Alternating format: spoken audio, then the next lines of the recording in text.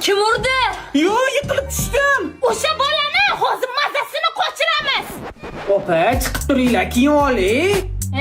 Sassiq pamperslaringni o'zimiz almashtirganmiz. Kepki bizadan o'ylasanmi?